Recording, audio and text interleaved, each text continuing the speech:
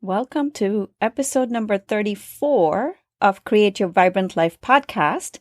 This is actually a bonus episode, and I'm recording this as my son turns 7. And the whole episode is all about my journey as a mom, my struggles with parenting, and also what takeaways you could have from hearing my experience. And these are things that I don't think parents talk about very much, and especially moms don't talk about. And I wanted to bring this to the limelight. So listen up. Welcome to Create Your Vibrant Life podcast, where you can create the life you desire by tapping into your inner wisdom. I'm your host, Padma Ali. I'm widely known in the field of psychology as helping create long-lasting transformation. And now I'm here to help you create the life you desire using the combination of neuropsychology and ancient healing practices. This podcast is for you overachievers who are ready to unlock your highest potential so you can live the life of your dreams without the hustle. I'm here to guide you through a process of self-discovery to be the creator of your destiny. You can have that fulfilling career, that relationship, the abundance, all by taking aligned actions simply by tapping into the power of your brain, your inner wisdom, and ancient practices. So tune in, folks. I am so delighted you're here. I'm recording this on November 4th. It's my son's 7th birthday. This is a very impromptu bonus episode that I just felt like talking about because he turned 7, and on birthdays, whether it's mine, whether it's anybody in the family, I tend to reflect on the year. And I've been reflecting on what it's like to be a parent. And it's been such an interesting journey, and I wanted to share some of my takeaways, my struggles, my breakthroughs with parenting, what parenting has taught me, what my children have taught me, because they have been my biggest teachers. They have been amazing mirrors for me. They have shown me things about myself I didn't know existed. They have made me a better person. They've also brought out the worst qualities in me, which I am not proud of, but they have shown up. And I wanted to talk about this because I have a feeling that this is not something people openly talk about, especially moms. And there is this stereotype of how moms need to be, or in quotes, should be. And I just wanted to be open and create an opportunity for for dialogue. So it is more, so people can be, especially women, can be more vulnerable and owning what's happening, because when we bring awareness to any situation, it allows us to grow, doesn't it? So as I reflect back on 7 years of being a mom, here are some of the things that I was thinking about. First of all, you may have heard me talk about this in other episodes. I actually didn't want kids. And when I would say that when I was younger, I'm in my 40s right now.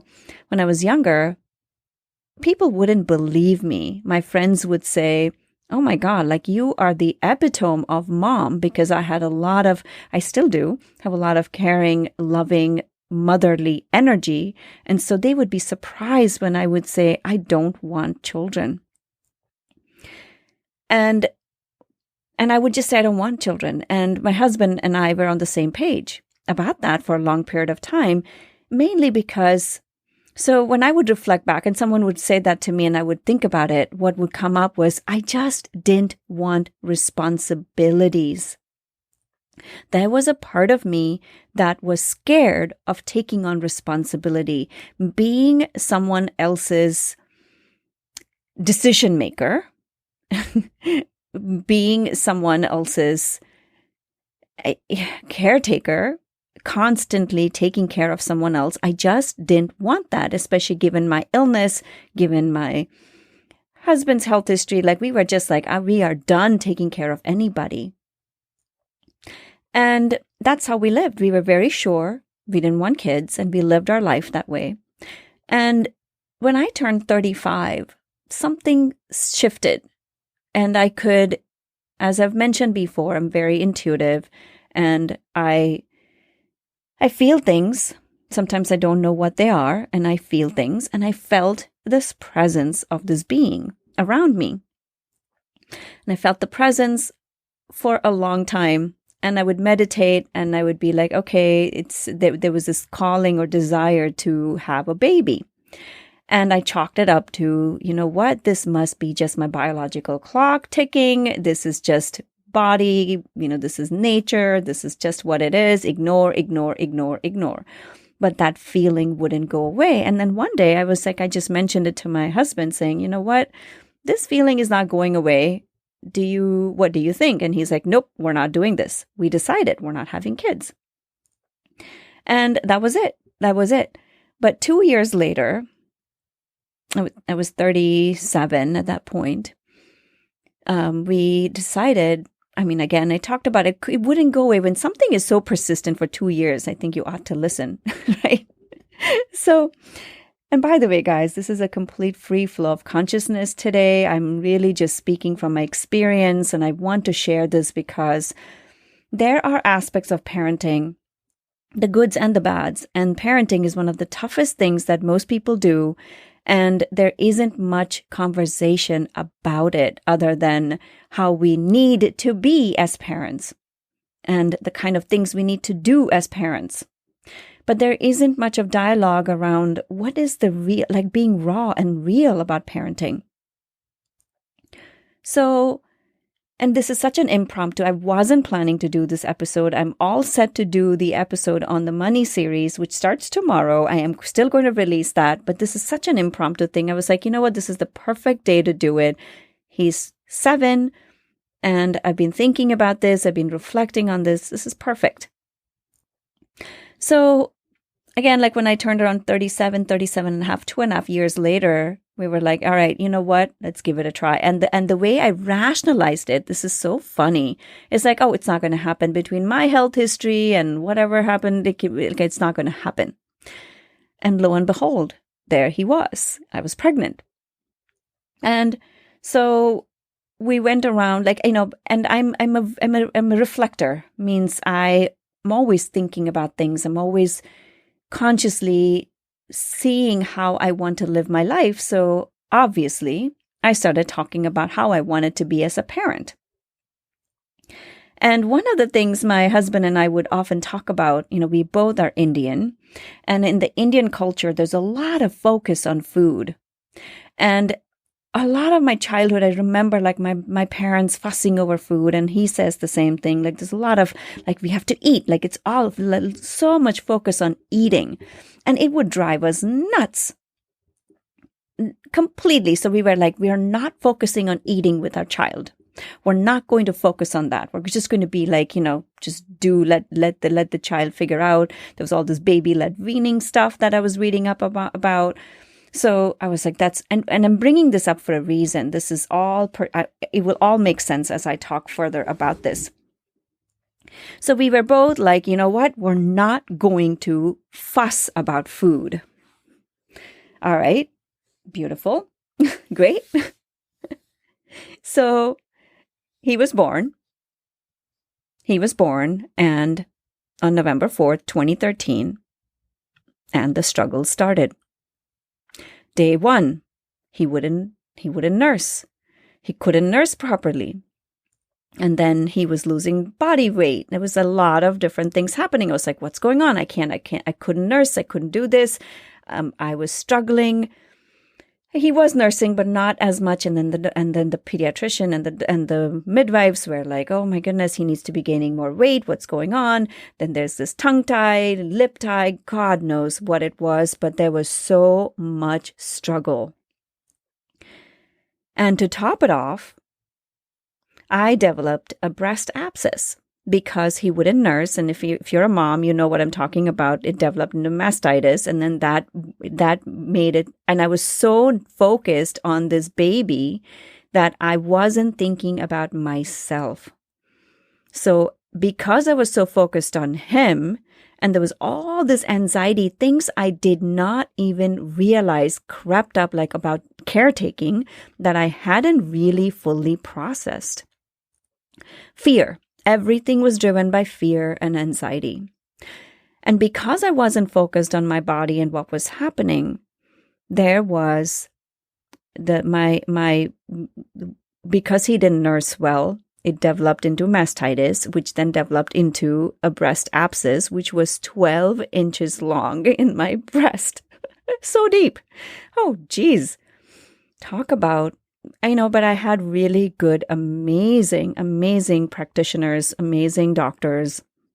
He was an amazing breast surgeon that I worked with who removed the abscess. And she asked me if I wanted to continue nursing. And I said yes. And so she made sure that the milk glands were this is all too much information, but it was such a struggle. And at one point, this is funny now when I think about it, when there was a hole in my breast where they had taken out the abscess and it was spewing milk from that hole.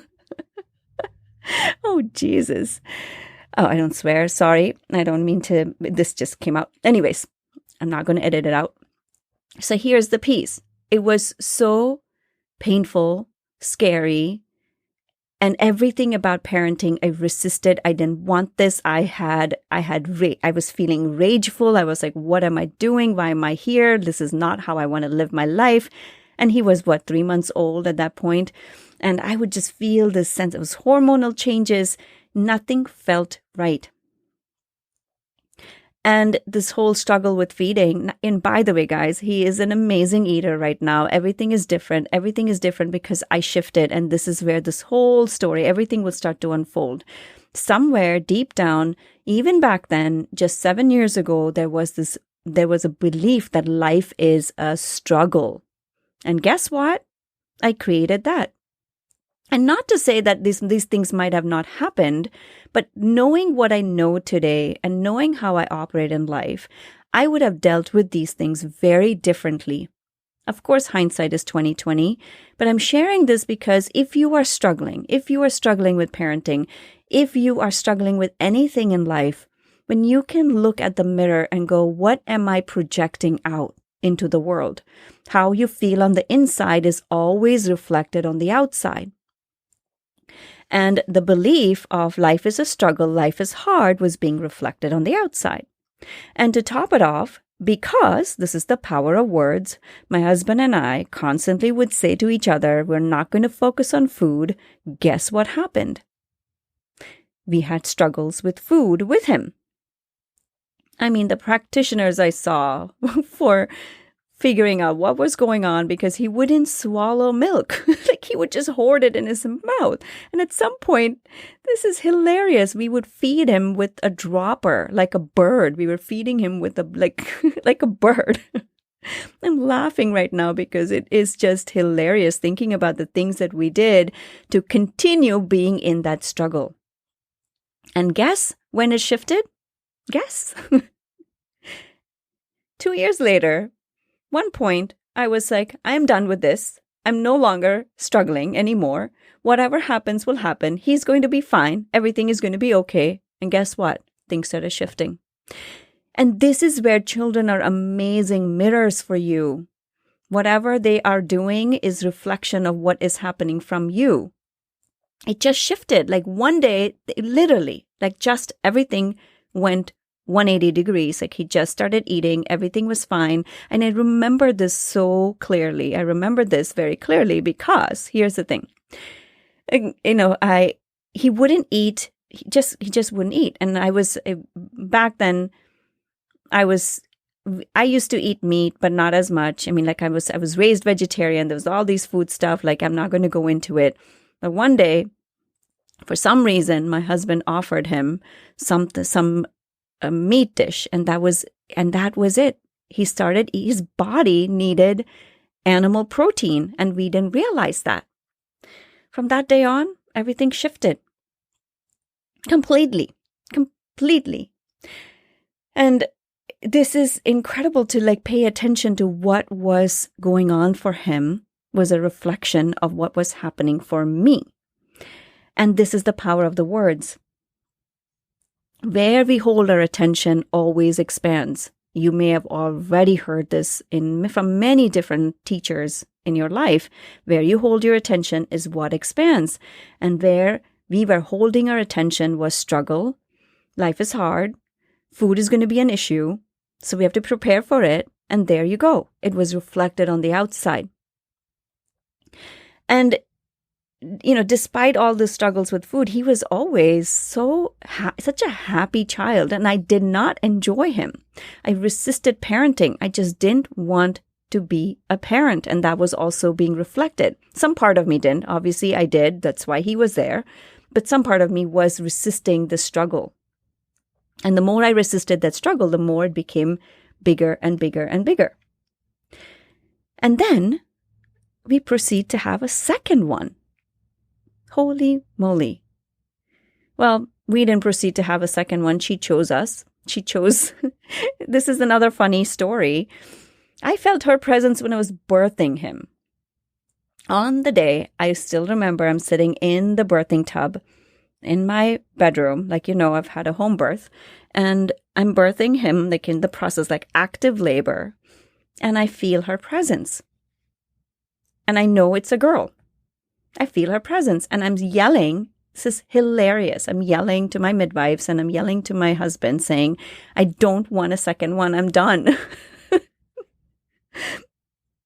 And they're like, okay. And here we go. So she chooses to come.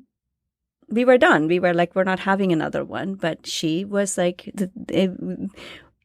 she just chose to come. Here she is. I know it's funny, the way I put it. It's really funny. So you must be like, how is she here? She's not an immaculate conception, but that's not what I'm saying. But what she just is here. I'm not going to go into too many details because it also involves my husband, and he's a very, very private guy. He doesn't even like me posting his picture on social media. And sometimes I listen and sometimes I don't. But the good thing is, I don't think he listens very much to my podcast, so I can say whatever I want to say. Goodness, this is completely unedited, as you can tell, guys.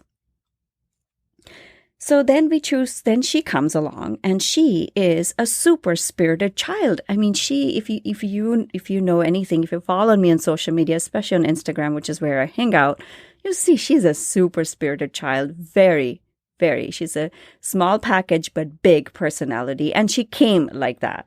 I had no control over how she came, but this is exactly how she was here. And when she was little, when she was born, she would cry a lot. It was just hard for her to be in this physical body, is my sense.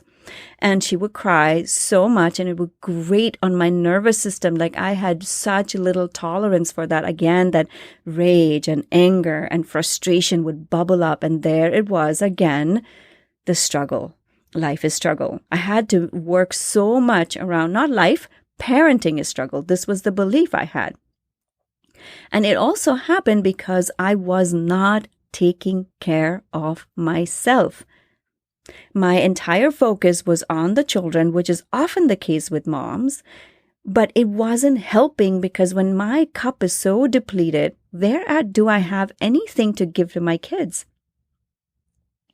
But here is the beauty. Here is the amazing piece especially about my daughter. She's now 3.9.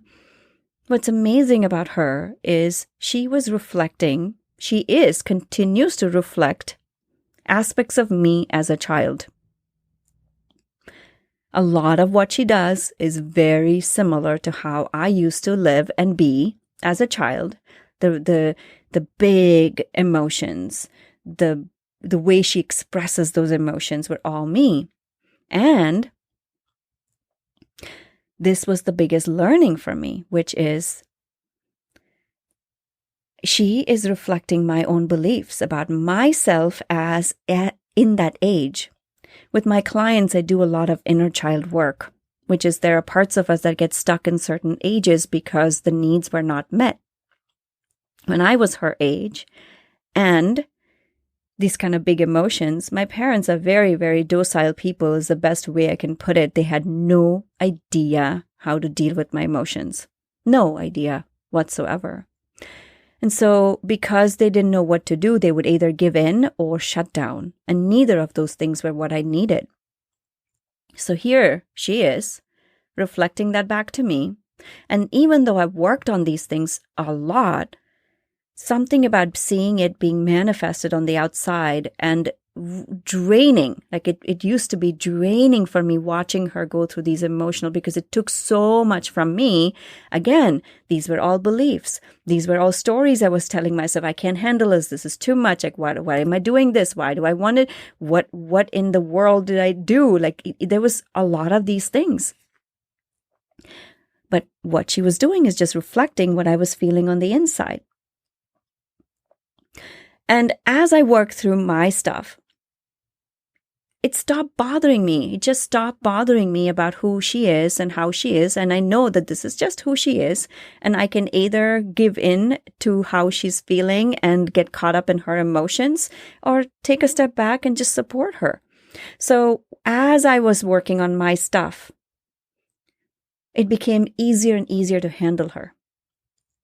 The turning point for me was in a dream I had. So this is something you'll hear me talk about in future episodes about dream time.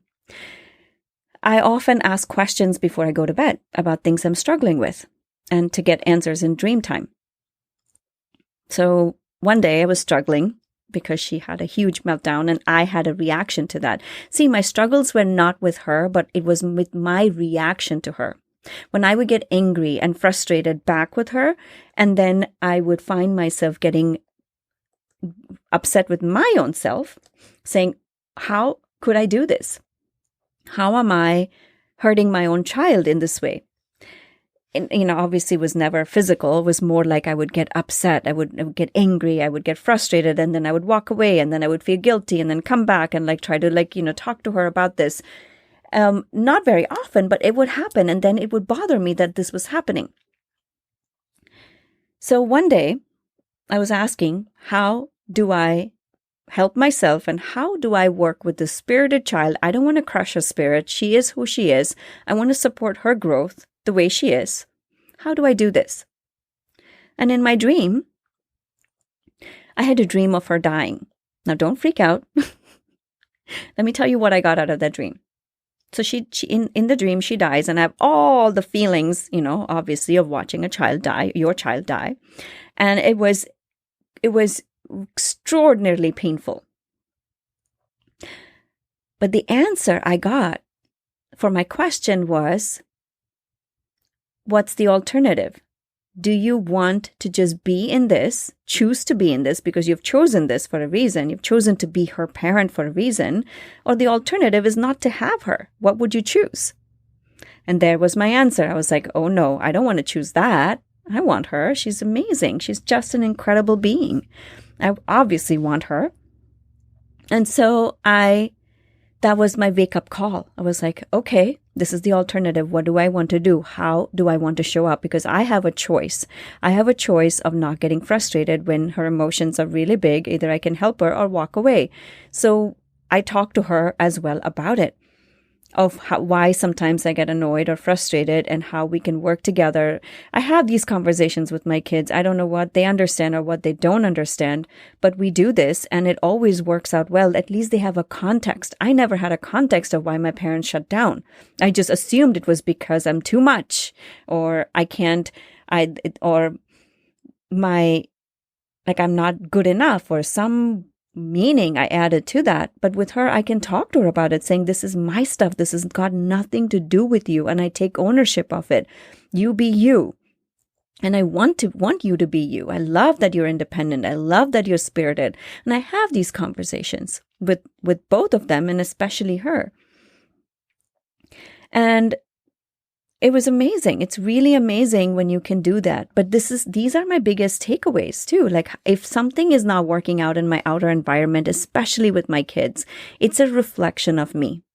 If I'm getting frustrated again, and they are getting annoyed, they're having a hard time, they're reflecting something in me.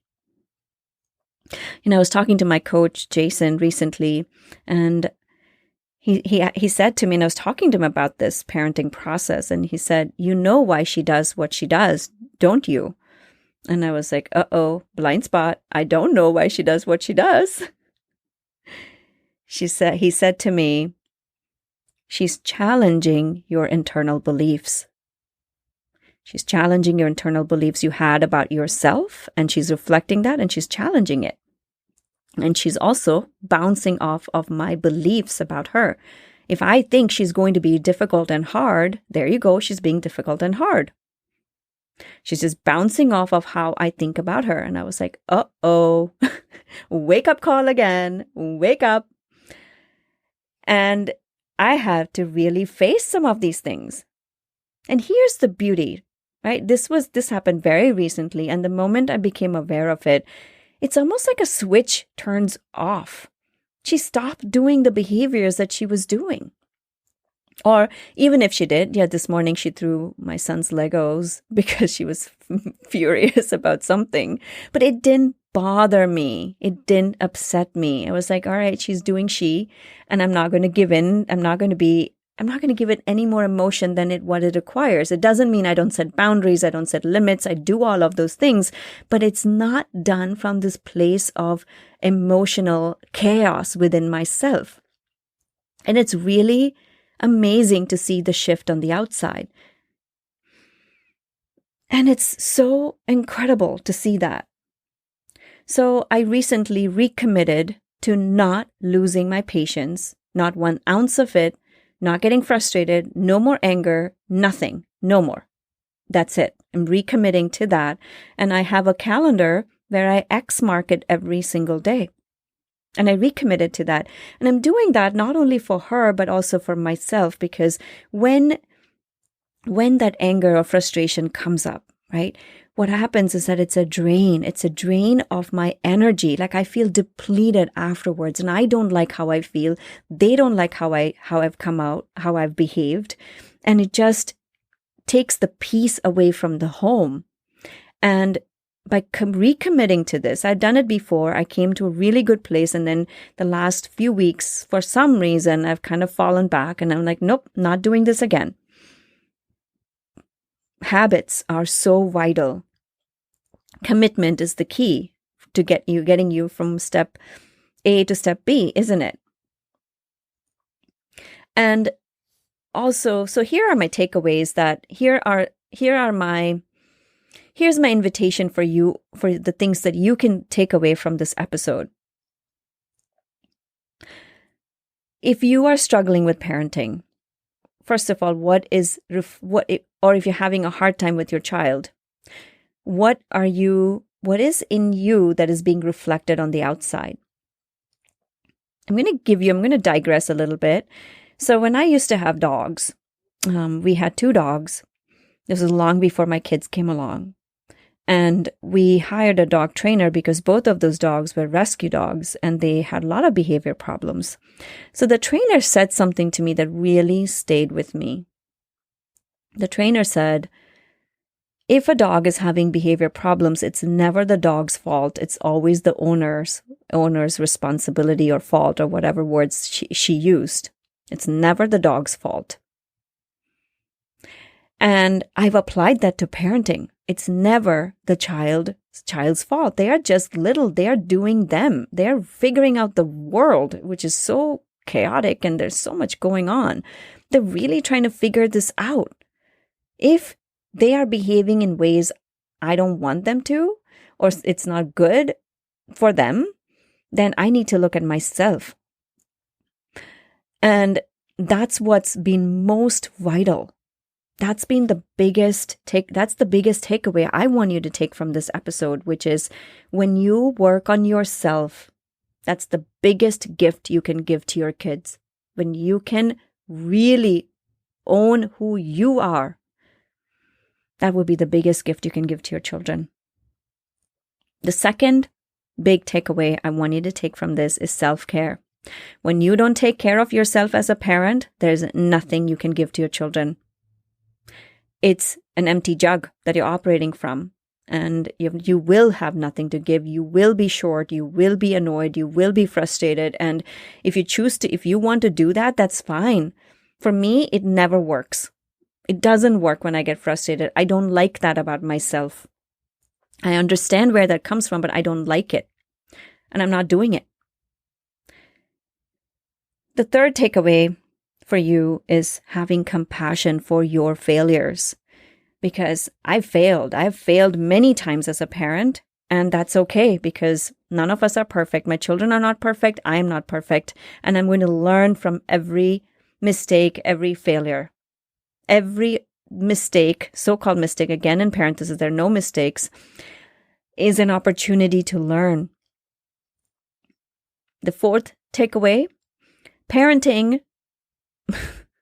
parenting sometimes can feel like a bitch. I don't like swearing, but I don't know where this is coming from. I'm just going to let it flow. And what I mean by that is it is uncomfortable. There are aspects of parenting that are just uncomfortable. Like at 6 p.m., trying to get them dinner. And I have young kids, and you may as well. You may or may not. But at 6 p.m., trying to get them dinner, trying to clean up, trying to getting whatever needs they have met and trying to meet your own needs. It feels uncomfortable. So breathing through the discomfort, just breathing through it. And again, asking what meaning am I adding? Because not everybody feels like parenting is tough. I love my sister. She doesn't think parenting is tough. And I know she's had her ups and downs sometimes, losing patience and whatever. But most of the time, there was this level of she loved being a parent. She loves being a parent. She's still a parent.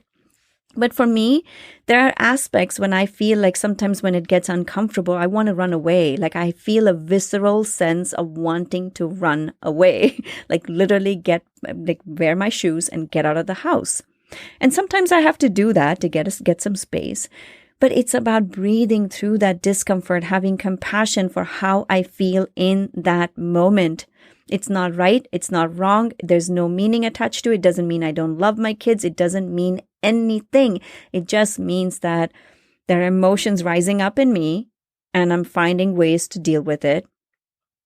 And I'm going to breathe through the discomfort, even if it feels like I want to run away. And this is something I don't think people talk about. I know many, many parents want to sometimes run away. Especially when you have young kids and you're like, oh my God, I just want my own time and space. And I want to wake up when I want to wake up and not be woken up at 5:45 with someone saying, hey, are you up? Are you up? Are you up? Do you want to play with me? Do you want to play with me?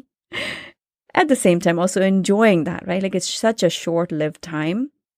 Already at 7, he's not doing those things. Yeah, she is, but she'll also outgrow it very quickly. The fifth takeaway for you is to hire help. Hire help. Take care of yourself. Hire help, whether it's a house cleaner, whether it is someone to fold the laundry so you can actually spend time with your kids, quality time. Get help.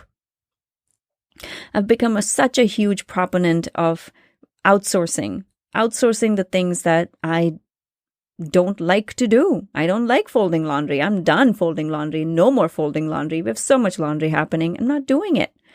I have hired help for that. I'm not taking away time from my kids doing that because when I'm spending time with them, I just want to be spending time with them and not thinking about the piles and piles of things that need to be done. So these are my biggest takeaways for you. I would love to hear your thoughts. I would love to hear your takeaways from even listening to this. I know this was a very literally free flow of consciousness. I just let everything just flow through me. So I would love to hear. So share your thoughts on Instagram. Just tag me at Padma Ali. And if you find value in these episodes, please write a review, subscribe and write a review. It would help other people hear this, and it's my calling to serve the world in my highest possible way. So here you go. There you go. Impromptu podcast on parenting, and I will see you in the next episode. Take care.